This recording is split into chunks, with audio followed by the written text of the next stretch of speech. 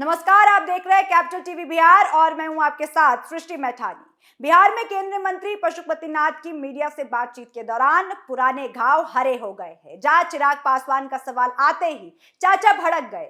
क्या कुछ चाचा पशुपतिनाथ ने कहा और ये पूरा मुद्दा क्या है, जानने के लिए देखिए हमारी रिपोर्ट।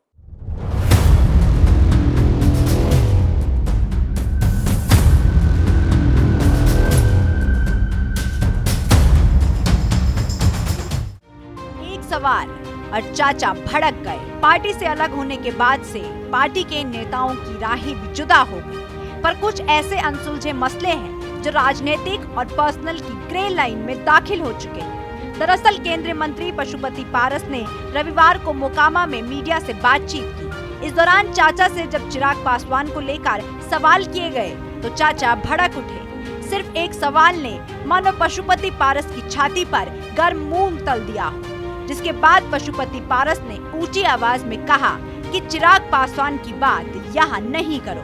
पशुपति ने कहा कि चिराग पासवान कहाँ जा रहा है, इससे उन्हें कोई मतलब नहीं, इधर केवल एनडीए और हमारी बात करो। इसी के आगे पशुपति पारस ने कहा कि बीजेपी बिहार में 40 सीटों पर तैयारी कर रही है, जहां अब बिहार में हमारी पार्टी सिर्फ रालोजपा एनडीए में है। पशुपति पारस ने बड़ा दावा किया, जिसमें पशुपति पारस ने कहा कि रालोजपा और बीजेपी में गठबंधन है और ये गठबंधन हमेशा रहेगा।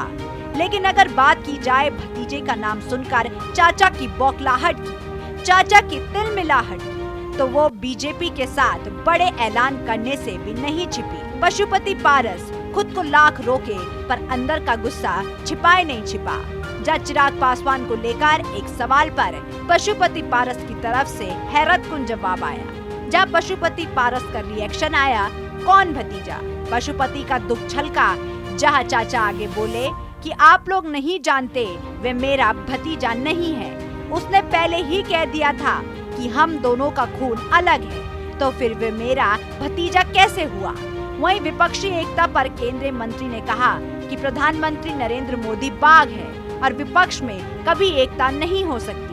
ममता बनर्जी, नीतीश कुमार और अखिलेश यादव सहित सभी नेताओं की अलग अलग अपनी राजनीति है। ऐसे में पशुपति पारस ने अपना दर्द बयां किया और कहा कि पार्टी इसलिए बीजेपी के साथ जुड़ी है।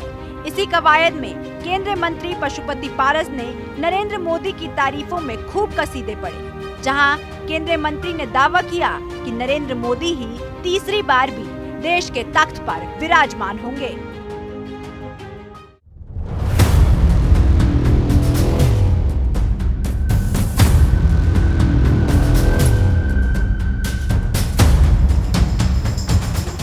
ऐसे में रालोजपा अध्यक्ष ने सीएम नीतीश कुमार को भी नहीं छोड़ा। जहां रामनवमी के मुद्दे पर चाचा बोले कि नीतीश कुमार अमित शाह के कार्यक्रम को विफल करना चाहते थे और इसी वजह से नालंदा में हिंसा की घटना हुई। इसके अलावा रालोजपा अध्यक्ष पशुपतिनाथ ने विपक्ष के खिलाफ फिर एक बार हुकार भरी। जहां पशुपतिनाथ ने कहा कि 2024 लोकसभा चुनाव में पीएम पद की वैकेंसी है ही नहीं और नरेंद्र मोदी तीसरी बार भी देश के प्रधानमंत्री बनेंगे। ऐसे में पशुपतिनाथ आने वाले चुनावों के लिए फुली चार्ज नजर आ रहे हैं, लेकिन मीडिया से बातचीत के दौरान चिराग पासवान से जुड़ी बौखलाहट साफ देखने को मिली। ऐसे में क्या पशुपतिनाथ इसका बदला आने वाले चुनाव में लेते हैं? इस सवाल के साथ मैं आपसे लूंगी इजाजत। देखते रहिए कैपिटल टीवी बिहार।